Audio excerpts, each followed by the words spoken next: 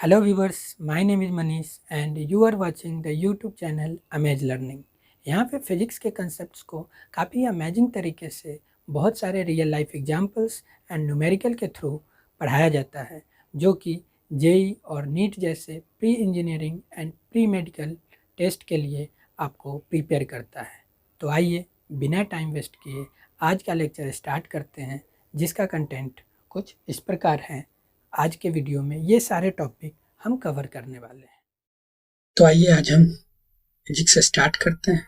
और आप जानते ही हैं, फिजिक्स से स्टार्ट करने से पहले हमको बेसिक मैथमेटिक्स पढ़ना चाहिए। बेसिक मैथमेटिक्स अच्छे से आना चाहिए, क्योंकि फिजिक्स के हर एक चैप्टर में मैथमेटिक्स का यूज होता है।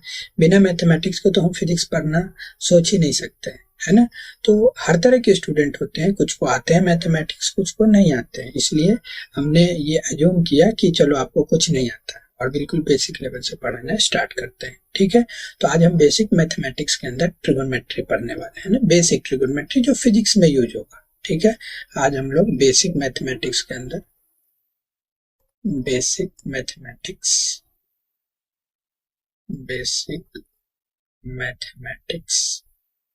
इसके अंदर आज हम लोग ट्रिगोनोमेट्री पढ़ने वाले हैं। ट्रिगोनोमेट्री बेसिक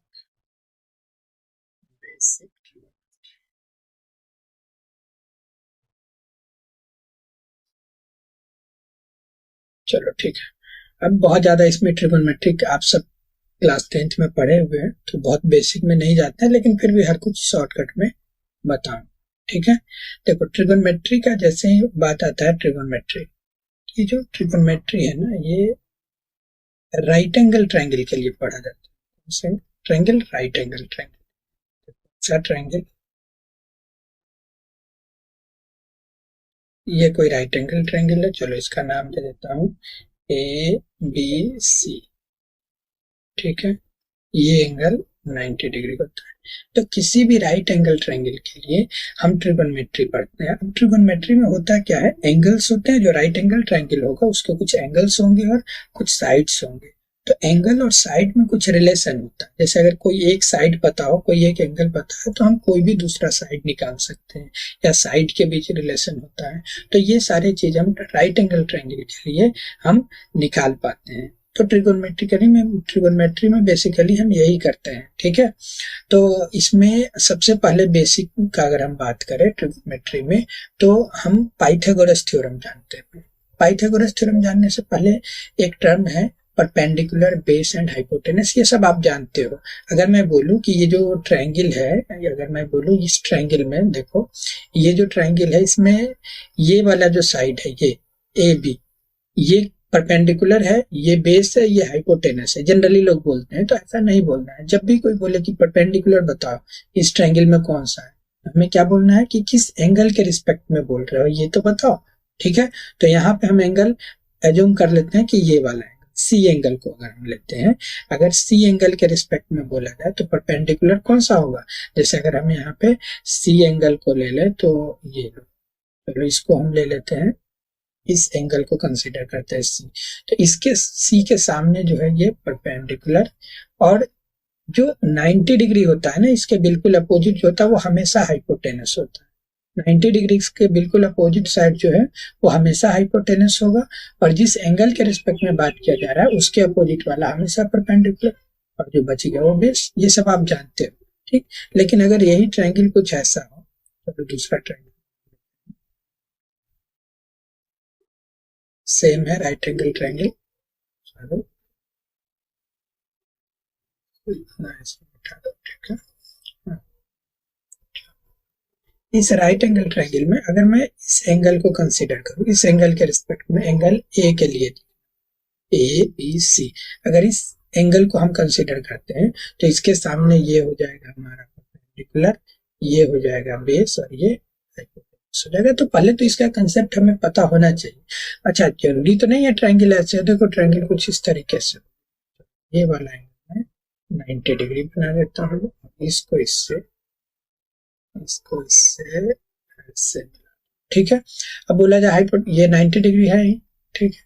तो हाइपोटेनस कौन सा है, तो हाइपोटेनस तो जो साइड सबसे बड़ा है वही हो जाएगा ना, 90 डिग्री के बिल्कुल अपोजिट वाले, ABC, चलो अब हम एंगल ये कंसीडर करते हैं, ए एंगल को कंसीडर करते हैं। तो ए एंगल के बिल्कुल अपोजिट कौन सा है ये, तो ये हो गया परपेंडिकुलर, और जो दूसरा बचेगा तो बेस ही होगा। ठीक है, ये हमारा राइट एंगल ट्रायंगल का कुछ बेसिक कंसेप्ट है। ठीक, अब इसमें पाइथागोरस थ्योरम आप जानते हैं। पाइथागोरस थ्योरम क्या होता है, परपेंडिकुलर, देखो दो छोटा साइड जो है परपेंडिकुलर और बेस, यही सबसे छोटा साइड है, और सबसे बड़ा साइड जो है वो कौन सा है, वो हाइपोटेनस। तो जो स्मॉल साइड्स हैं, है ना, जैसे बेस परपेंडिकुलर ले लो या बेस, कुछ भी ले सकते हैं। चलो यहाँ पे अगर हम बात करें तो परपेंडिकुलर का स्क्वायर प्लस बेस का स्क्वायर, ये इक्वल होता है हाइपोटेनस के स्क्वायर के। ठीक है, परपेंडिकुलर का स्क्वायर बेस का स्क्वायर, ये इक्वल होता है हाइपोटेनस के स्क्वायर की। इसको हम याद रख सकते हैं। ठीक है, तो इसको आप याद रख लो कुछ इस तरीके से। ठीक है, ये याद रख, यही हमारा क्या है, पाइथागोरस थ्योरम है। ये हमारा हो गया पाइथागोरस थ्योरम, इसी को हम कहते हैं पाइथागोरस थ्योरम। है ना, शॉर्ट में लिख देते पाइथागोरस थ्योरम। अब यहाँ से अगर आपको निकालना हो, हाइपोटेनस निकालना हो, तो यहीं से हम निकाल लेते हैं। हाइपोटेनस निकालना हो तो क्या करोगे, देखो ये इधर स्क्वायर रूट है, स्क्वायर है इधर जाएगा तो क्या हो जाएगा, रूट हो जाएगा। तो square root of same perpendicular का स्क्वायर प्लस बेस का स्क्वायर। ठीक, अच्छा यहाँ से अगर परपेंडिकुलर निकालना हो तो परपेंडिकुलर इक्वल टू, देखो ये बेस उधर जाएगा, हाइपोटेनस का जो स्क्वायर है उसमें से माइनस हो जाएगा, तो यहाँ से हो जाएगा H square minus, sorry H square minus, चलो इसको फिर से लिख देते हैं, ये हो जाएगा H square minus B square और इसका स्क्वायर। ठीक है, अच्छा अब अगर यहाँ से बेस निकालना हो तो बेस भी निकाल सकते हो, वही स्क्वायर रूट। अब यहाँ पे H square minus B square. अब यहाँ पे जो ध्यान देने वाली बात है वो क्या चीज है, इसे समझो याद रखने के लिए। वैसे तो है बेसिक, हाइपोटेनस निकालना तो देखो स्क्वायर रूट तो तीनों में करना है, और हाइपोटेनस क्योंकि सबसे बड़ा है, तीनों साइड में सबसे लार्जर साइज है, तो इसमें क्या करते हैं, परपेंडिकुलर का स्क्वायर और बेस का स्क्वायर दोनों को ऐड कर देते हैं।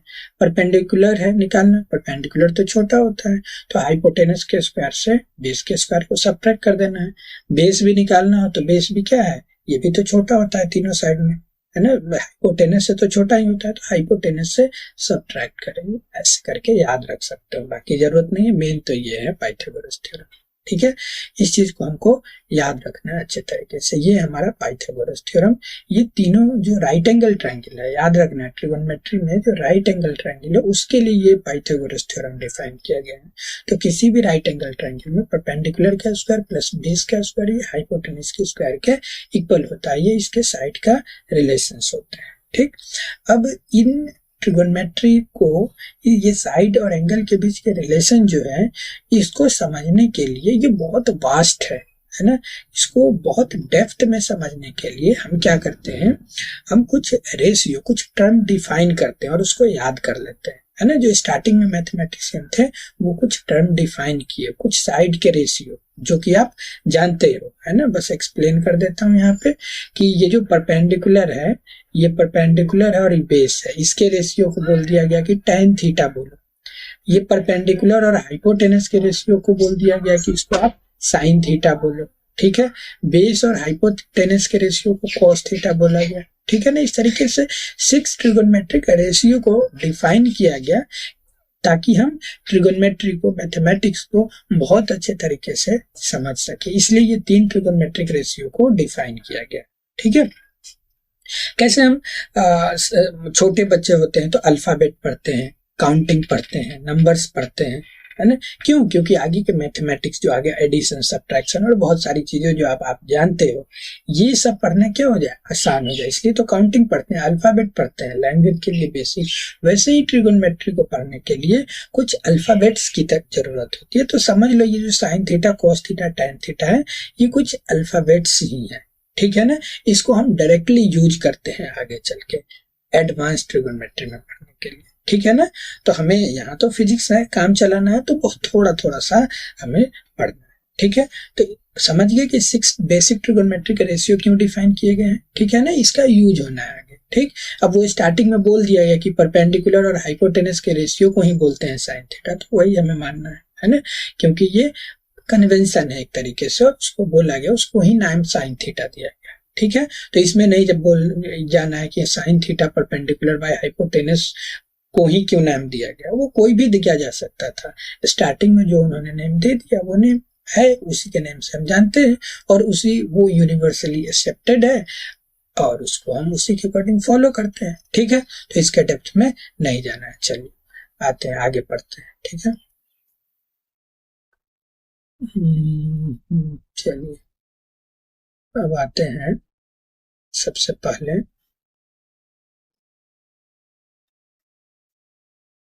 चलिए अब कुछ ट्रिगोनोमेट्रिक रेशियो क्या है, ट्रिगोनोमेट्रिक रेशियो उसको समझ लेते हैं। कुछ है पास trigonometric ratio, trigonometric ratios, trigonometric ratio 6 type के ट्रिगोनोमेट्रिक रेशियो डिफाइन किए गए हैं, बताया है, सब जानते हो। पहला है साइन थीटा, अगर कोई बोले साइन थीटा बताओ क्या होगा, तो साइन थीटा क्या है, परपेंडिकुलर अपॉन हाइपोटेनस। वैसे ही दूसरा है कॉस थीटा, कॉस थीटा होता है बेस अपॉन हाइपोटेनस। थर्ड है टेन थीटा, टेन थीटा होता है परपेंडिकुलर अपॉन बेस, ठीक है। और सिमिलरली जैसे ये sign theta cos theta tan theta है, इसके 3 रेसिप्रोकल्स भी होते हैं। एक साइन थीटा का जो रेसिप्रोकल है उसको बोला जाता है कॉसेक थीटा। कॉसेक थीटा क्या होगा, 1 upon sine theta, cosec theta हो गया 1 अपॉन साइन थीटा। ऐसे ही कॉस थीटा का रेसिप्रोकल होता है सेक थीटा, सेक थीटा क्या हो गया 1 अपॉन कॉस थीटा। और टेन थीटा का रेसिप्रोकल होता है, इसको बोलते हैं कॉट थीटा, ये हो गया 1 अपॉन टेन थीटा, ठीक है। अच्छा 1 अपॉन साइन थीटा, ये 1 अपॉन कॉस थीटा, ये 1 अपॉन टेन थीटा, ठीक है ना, ये दिख रहा है ना। चलो तो कॉसेक थीटा का जो रेसिप्रोकल है, अब फॉर्मूला भी चेंज हो जाएगा, तो ये क्या हो जाएगा हाइपोटेनस अपॉन साइन थीटा है पी बाई एच, तो 1 बाई साइन थीटा क्या हो जाएगा H by P, H by P. Similarly ये बी बाई एच, और ये परपेंडिकुलर बाई बेस था तो ये बेस अपॉन परपेंडिकुलर हो जाएगा, ठीक है। चलिए आइए नीचे, नेक्स्ट है हमारा इसके बीच जो कुछ रेशियो जो हमें समझना है वो देख लेते हैं क्या। अब ये जो रेशियो देखा ना, अब इसमें देखो एक चीज, अब यहाँ से डायरेक्टली कुछ चीजें हैं जो हम याद कर सकते हैं। जैसे अगर मैं बोलूं कि ये बताओ कि sine theta upon cos theta, sine theta upon cos theta, तो ये बताओ साइन थीटा क्या होता है perpendicular upon hypotenuse, divided by cos theta क्या होता है बेस अपॉन हाइपोटेनस। अब यहां से देखो ये हाइपोटेनस तो हाइपोटेनस कट जाएगा, तो बचेगा क्या परपेंडिकुलर अपॉन, यहाँ पे बच गया परपेंडिकुलर अपॉन बेस, ठीक है। चलिए और ये परपेंडिकुलर अपॉन बेस क्या होता है, ये तो टेन थीटा होता है, तो हम यहाँ पे क्या लिख देंगे टेन थीटा। तो बताओ जब भी sine theta upon cos theta लिखा हुआ हो तो क्या हमें उससे ये सब करना चाहिए, जब साइन थीटा अपन कॉस थीटा लिखा हो तो हमें ये सब करने की कोई जरूरत नहीं, हम डायरेक्ट उसको क्या लिख सकते हैं टेन थीटा लिख सकते हैं, ठीक है। तो आइए टेन थीटा जब लिखना है तो हम क्यों नहीं इसको याद कर ले इस चीज को कि टेन थीटा को हम परपेंडिकुलर बाई बेस तो लिखते ही हैं, परपेंडिकुलर बाई बेस तो लिखते ही हैं, और ये सेम आ जाता है किसको sine theta upon cos theta करने से भी यही चीज आता है, तो हम इसको भी याद कर सकते हैं, ठीक है। तो ये भी आप याद रख सकते हो, ये सब आप जानते हो, ये उनके लिए है जो कुछ नहीं जानते।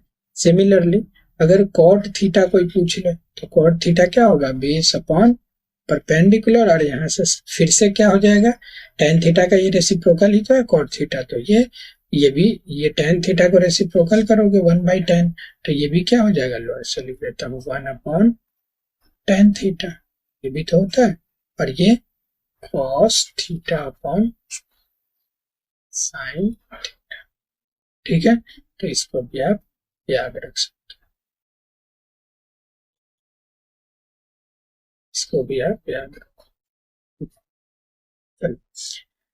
एक तो ये हो गया। दूसरा देखो, अब एक चीज पे ध्यान देना, जैसे अगर मैं लिखूं sign square theta plus cos square theta, ठीक है। Sign square theta, sine theta क्या होता है, परपेंडिकुलर अपॉन हाइपोटेनस, तो परपेंडिकुलर का स्क्वायर अपॉन हाइपोटेनस का स्क्वायर, प्लस कॉस थीटा क्या है, बेस अपॉन हाइपोटेनस,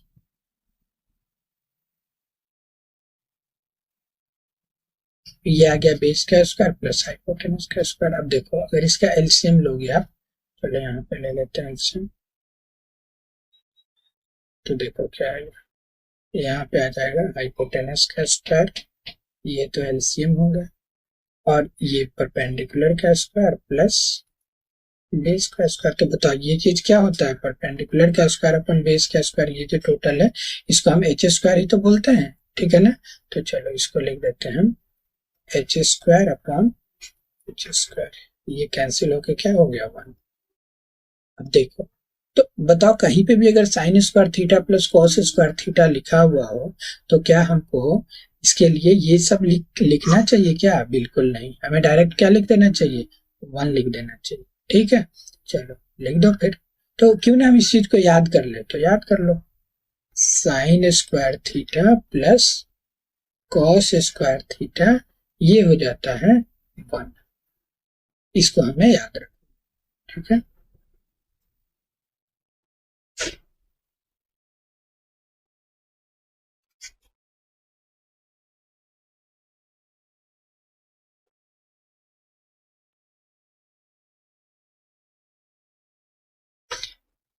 सिमिलरली अगर हम आगे बात करें तो देखो क्या हुआ, देखो जैसे इस पॉइंट को देखा, अब देखो आप अगर आप sec square theta minus tan square theta भी करोगे ना, फॉर्मूला वही लिखना है हमें, सेक थीटा और टेन थीटा का, तो वो भी कैंसिल होके सब 1 ही आ जाता है, ये आप करके खुद देखना, ठीक है। Sec square theta minus tan square theta भी यहाँ से आ जाएगा क्या, 1 आ जाएगा।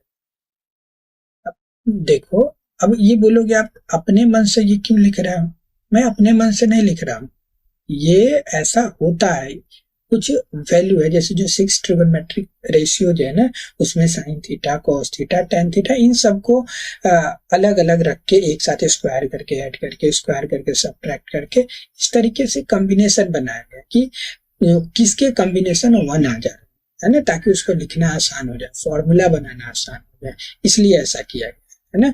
तो ये sec square theta minus tan square theta ही 1 होता है, यहाँ नहीं सोचना कि यहाँ प्लस क्यों नहीं लिखा, प्लस लिखोगे तो 1 नहीं होगा, है ना। हमें तो फॉर्मूला बनाना है ना, सिंप्लीफाई करना है, तो हमें उन चीजों को ही उन रेशियो को ही लेना है जो 1 बना दे और उसे हमें याद कर ले, ताकि ट्रिगोनोमेट्री को मैथमेटिक्स को करना आसान हो, ठीक है। चलो, तो ये हमें याद रखना है, चलो इसको एक बॉक्स में बंद कर देते हैं, जो कि आपको याद रखना है, चलो इस बॉक्स में कर दो, ठीक है। आइए नेक्स्ट, अगर आप यहाँ से सेम ऐसे ही अगर आप लिखते हो cosec square theta minus cot square theta, तो ये भी 1 आ जाता है, ठीक है। इसको भी हमको याद रखना है, चलो इसको भी एक बॉक्स में बंद कर देते हैं, ये याद रखना है, ठीक। चलिए, अच्छा यही से कुछ फॉर्मूला बन जाते हैं बेसिक, जो याद रखते होगे। देखो मेन जो रिलेशन है वो तो ये है, ये 3, यही से अगर आपको कोई पूछ ले आपसे कि बताओ साइन स्क्वायर थीटा क्या होगा, तो क्या बोल देते हो कि कॉस स्क्वायर उधर चला जाएगा और हो जाएगा ये 1 माइनस कॉस स्क्वायर थीटा, ठीक। यही से अगर आपसे पूछ ले कोई, बता दो कॉस स्क्वायर थीटा क्या हो जाएगा, तो क्या बोल देते हो, ये हो जाएगा 1 माइनस साइन स्क्वायर थीटा। ये सब इसी से बना हुआ है। सिमिलरली अगर यहाँ से आपको, यहाँ पे आपको उससे अगर कोई पूछ ले कि बताओ क्या होगा, सेक स्क्वायर थीटा क्या होगा, तो बोलोगे टेन स्क्वायर थीटा, ये माइनस से उधर जाएगा तो प्लस हो जाएगा, ठीक है ना। तो ये बोल देते हो कि सेक स्क्वायर थीटा, चलो छोटा लिख देता हूँ, सेक स्क्वायर थीटा हो जाएगा 1 प्लस टेन स्क्वायर थीटा। और यहीं से अगर आप से कोई पूछ ले टेन स्क्वायर थीटा बता दो, तो टेन स्क्वायर थीटा हो जाता है, ये टेन स्क्वायर इधर जा जाएगा, है ना, तो ये आ जाएगा sec square theta minus 1। Basic equation है ना। चलो यहीं से अगर आपसे यहाँ पे कोई पूछ ले कि चलो कोसेक स्क्वायर थीटा बता दो, कोसेक स्क्वायर थीटा बता दो, तो कोसेक स्क्वायर थीटा क्या हो जाएगा, 1 प्लस कॉट स्क्वायर थीटा। ये सब आप याद रखते हो, है ना। यहाँ से अगर कोई पूछ ले कॉट स्क्वायर थीटा बता दो, क्या हो जाएगा, तो कोसेक स्क्वायर थीटा माइनस 1, यही तो है। अब ये सब जो रेशियोज है ना, जो भी आपको रेशियो बताया गया, ये सब ट्रिगोनोमेट्रिक रेशियो जो सब बताया गया इससे पहले, और ये जो रिलेशन बताया गया, ये हमें याद होना चाहिए, है ना।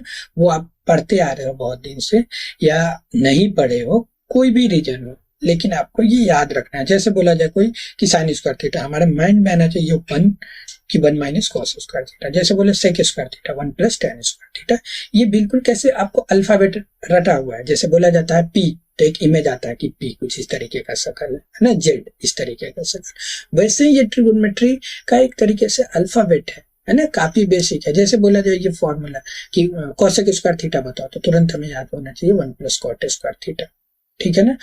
जैसे बोला जाए आपको टेन स्क्वायर थीटा बताओ, सेक स्क्वायर थीटा माइनस 1, है ना। एटलीस्ट वो सब नहीं तो कम से कम ये रिलेशन याद होना चाहिए, ठीक है ना। ये काफी इंपॉर्टेंट है। चलिए ठीक है, क्योंकि वीडियो लंबा हो जाएगा, हम काफी अप्रोक्सीमेटली 20 से 25 मिनट का ही वीडियो हम बनाएंगे, है ना, ताकि आपको पढ़ना आसान हो जाए। एक बार बैठो, और यहीं पे नहीं, पूरा फिजिक्स जो पढ़ाऊंगा सब में वीडियो 20 से 25 मिनट मैक्सिमम हो जाएगा, तो 30 मिनट्स होंगे। नहीं तो इसके अंदर छोटे वीडियो बनाना है, ताकि आप एक बार बैठो तो एक टॉपिक पढ़ के उठो, है ना। और ऐसे स्टेप बाय स्टेप पढ़ने में मन भी लगता है। ये नहीं कि मैं 2 घंटा का बना दूं, 1 घंटा का बना दूं, आप पूरा कर ही नहीं पाओगे, है ना। लेजी सा हो जाएगा कि 2 घंटा कैसे होगा, है ना। तो इसलिए छोटे छोटे भी हम रिलैक्स भी रहे और पढ़ते भी रहे, है ना। तो अप्रोक्सीमेटली 20-25 मिनट का वीडियो हम बनाते चलेंगे, और इस तरीके से हम पूरा फिजिक्स कवर करने वाले हैं ना, कुछ भी नहीं छोड़ा जाएगा, ठीक है। तो मिलते हैं नेक्स्ट वीडियो में।